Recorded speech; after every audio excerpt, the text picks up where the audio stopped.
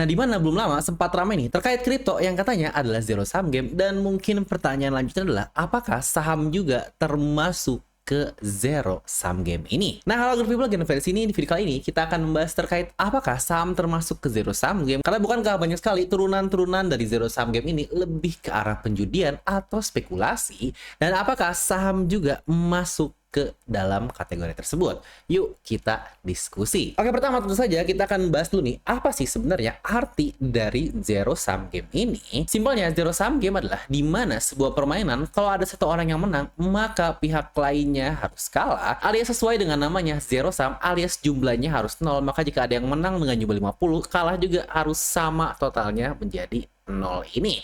Misalnya nih, seperti permainan tarik tambang, jika ada yang menang, maka sudah pasti pihak lawannya adalah pihak kalah, dan tidak mungkin setengah-setengah untuk masalah menang ini. Ada 0 dan juga ada 1, ada hitam, ada putih, menang kalah, pokoknya ini semuanya harus seimbang di antara kanan dan kirinya. Yang bukankah hal ini cukup mirip seperti judi, kalau ada yang menang, maka pasti akan ada yang kalah juga. Dan kalau dalam saham, bukankah cukup mirip sekali seperti trading jangka pendek, atau bahkan mungkin disebutnya sebagai para spekulator, mereka yang memang hanya ikut-ikutan saja. Dimana kalau ada orang yang profit 10%, maka pasti ada orang lain lagi yang akan rugi atau minus 10%, dan itulah maksud dari zero sum ini.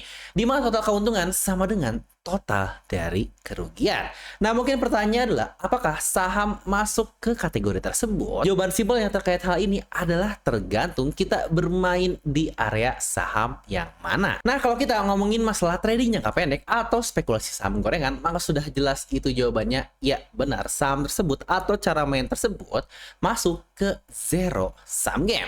Contoh realnya kurang lebih seperti inilah. Misalkan kalian membeli saham gorengan seharga 100, nah saham ini tiba-tiba dipom-pom lah oleh para influencer atau mungkin bandar, yang akhirnya semua media pun pada membicarakan hal tersebut, dari broker-broker, semua media apapun akhirnya membicarakan saham A ini. Dari situ harganya dari 100 akhirnya naik menjadi 200, atau bisa dibilang profit 100% karena naik 2 kali lipat. Nah, kalian jual ketika harganya 200, maka tentu saja kalian cuan ketika harganya di 200.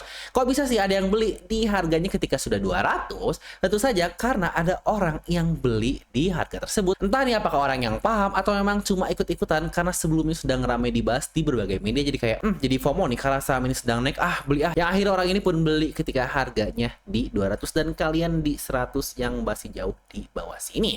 Yang ternyata si B ini yang beli di harga 200, ibaratnya dia kena kloter terakhir nih karena bandar udah beres take profit ketika harganya 200. Ya tentu saja ketika bandar udah beres ngepom-pom harga saham tersebut, harganya pasti nggak akan naik lagi karena volumenya berkurang dan peminatnya pun akan berkurang. Dan baik lagi masalah supply and demand, ketika orang banyak yang jual, maka harga saham pasti akan turun.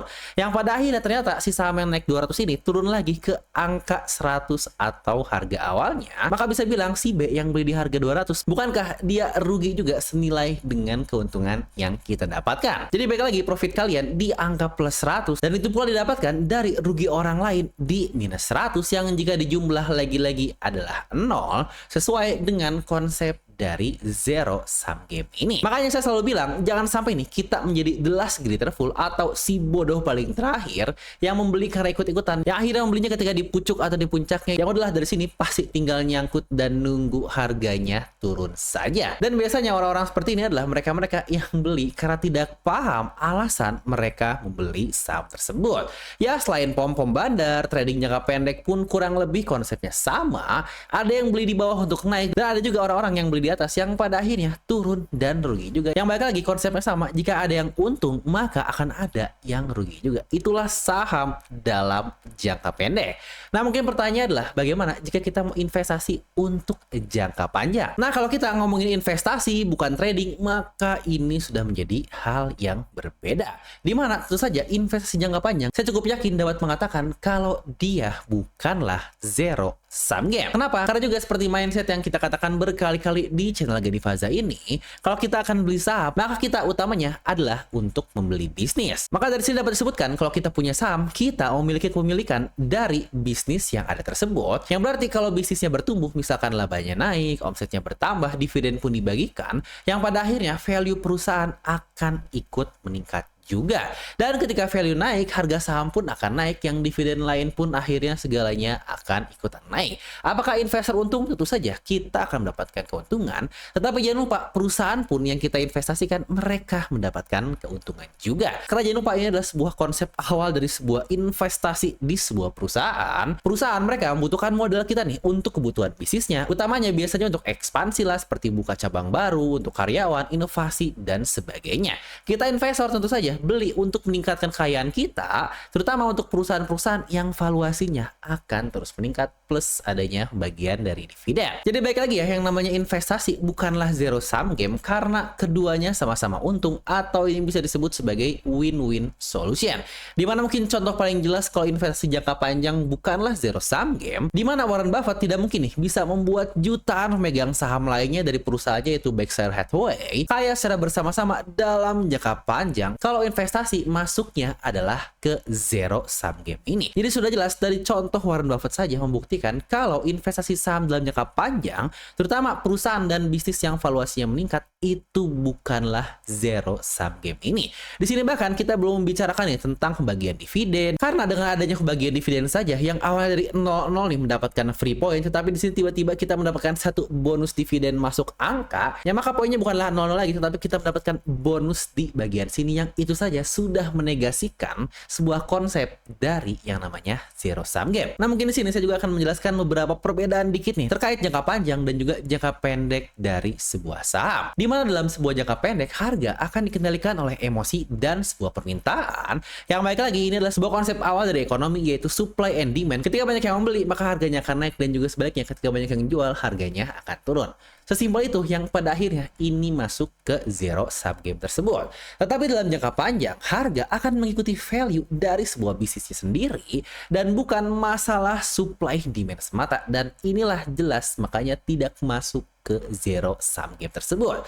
Karena jika ada perusahaan yang bertumbuh nih dari 10 triliun menjadi 50 triliun untuk market cap-nya, yang dari sini saja sudah jelas ya, tidak ada investor jangka panjang yang akan rugi. Karena jika dihitung semuanya berjumlah jutaan orang yang memegang sahamnya, mereka semua dalam keadaan untung dan tidak ada yang rugi, yang baik lagi tidak sesuai dengan konsep dari zero sum. Dari sini pula dapat dilihat tidak ada uang yang hilang karena valuasinya meningkat sesuai dengan valuasi bisnisnya, atau dalam jangka panjang mereka ikutan untung. Yang baik lagi, hal tersebut murni penciptaan value baru dalam sebuah ekonomi, itu pun karena kita melihatnya dari sisi perusahaan atau bisnis yang bertumbuh, yang balik lagi mindset awal dari investasi saham.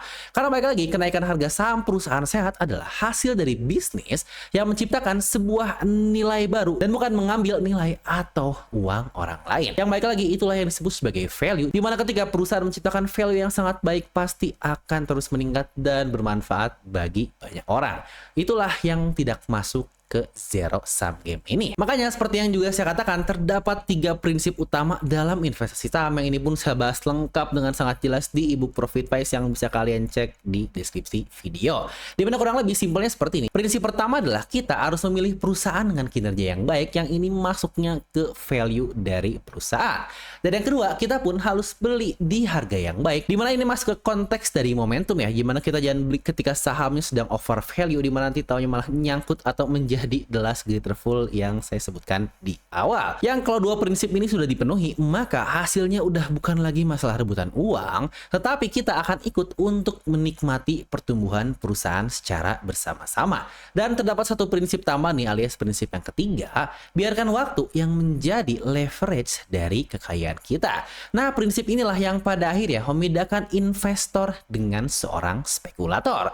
Di mana spekulator mereka berebut uang sesama pemain dan mostly kebanyakan untuk jangka pendek, sedangkan investor kita menikmati nilai yang diciptakan perusahaan yang tentu saja untuk jangka panjang. Jadi baik lagi, kalau ada yang bilang saham itu adalah sebuah zero sum bang, coba kalian tanya ke orang tersebut, dia sedang melakukan trading atau melakukan investing. Karena jujur saja memang sebagian besar orang atau pelaku pemain saham di pasar modal ini, mereka adalah orang-orang yang melakukan trading jangka pendek atau bahkan seorang spekulator, dan sangat dikit sekali yang investor jangka panjang. Apalagi banyak para spekulator ini yang merasa dirinya adalah seorang investor. Yang baik lagi, kalau mau fokus ke value bisnis dan memegang jangka panjang, saham adalah salah satu game paling non-zero sum yang bisa kalian lakukan karena baik lagi saham terdapat underlying jelasnya, yaitu bisnis yang bekerja di belakangnya. Dan dengan bermain jangka panjang, kekayaan kita pun akan terus meningkat yang kasarnya kita semakin kaya tanpa membuat orang lain rugi seperti permainan dari zero sum game atau dalam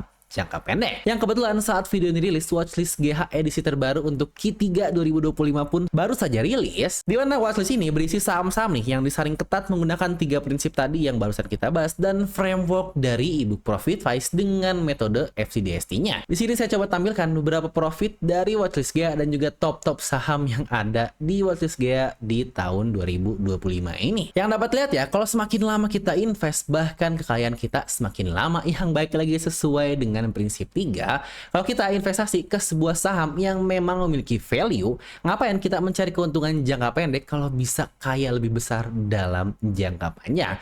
Nah, baik lagi buat kalian yang ingin mendapatkan 30 watchlist saham GH yang baru saja rilis ini, kalian bisa langsung klik link yang ada di deskripsi video. Saya Gedi Faza, sampai ketemu lagi di video selanjutnya. Stay ikro.